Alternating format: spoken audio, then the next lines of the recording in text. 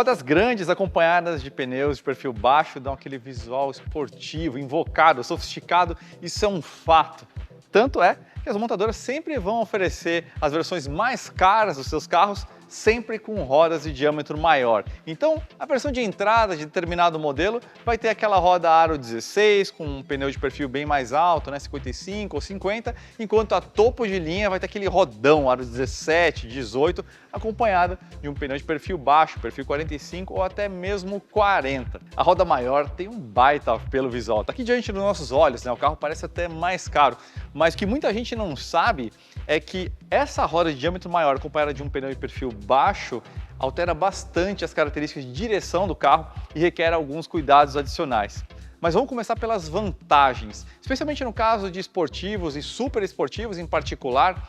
Isso possibilita o uso de roda de diâmetro bem grande, né? Aro 20, 21. E o que acontece com isso? Você ganha o diâmetro interno muito avantajado, o que permite você utilizar discos de freios muito, mas muito grandes.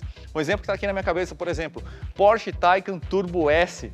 Você sabe quanto que ele tem de diâmetro de disco?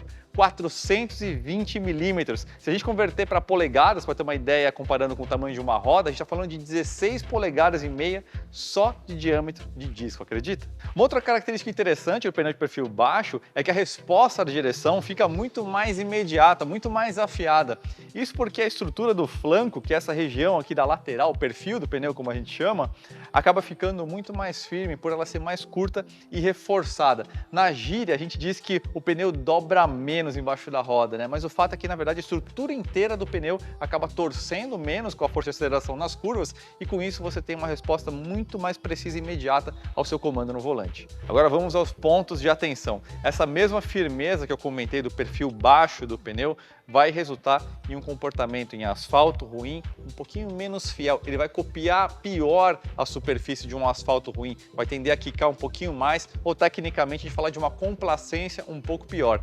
Isso porque o flanco, essa região aqui lateral do pneu, essa estrutura, é o primeiro componente de suspensão. É ela que vai absorver a maior parte das forças e dos impactos antes mesmo dessas forças serem transmitidas para os componentes da suspensão, como molas, amortecedores e buchas. O segundo ponto de atenção é o conforto, e está relacionado a essa questão mesmo que eu acabei de falar. Você já dormiu em um tatame ou um colchão da espessura de uma sola de sapato? É bem mais desconfortável que aquele colchãozão de um hotel, né?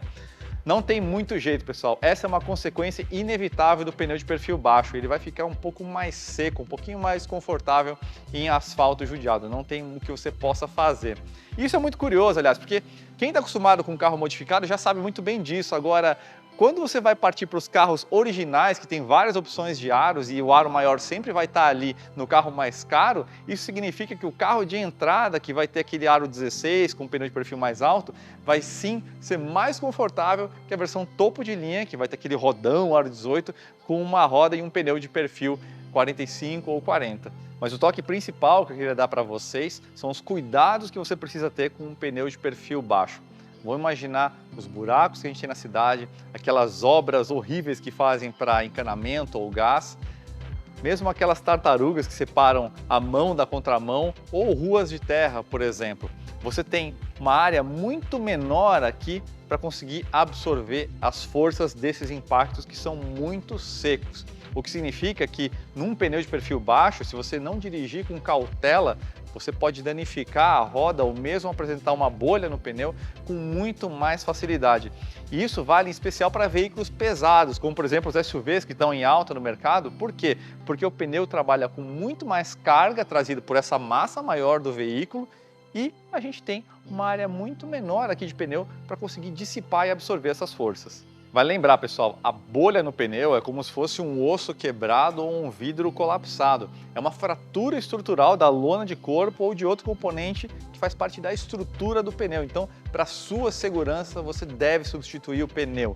Não há reparo em um pneu com bolha. Para reduzir a possibilidade desses danos, não tem jeito, você vai precisar dirigir com muito mais cautela quando você estiver usando um pneu de perfil baixo.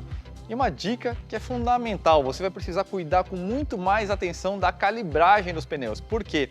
Você vai ter um volume de ar muito menor entre a roda e a superfície do pneu. Então, o pneu de perfil baixo ele é muito mais sensível a um dono que não zela da calibragem. Então não tem jeito, é importante você verificar toda semana, no máximo a cada 15 dias, a calibragem do seu pneu. E é lógico, pessoal, pneu de perfil baixo com uma roda de aro grande, além da direção esportiva, dá esse visual sensacional que a gente está vendo aqui. Agora, se a sua prioridade no seu carro de uso diário é conforto, durabilidade, experimente utilizar uma roda de aro um pouquinho menor acompanhada de um perfil maior de pneu, como as versões de entrada dos modelos. A diferença no conforto é muito, mas muito grande. Recomendo que você experimente.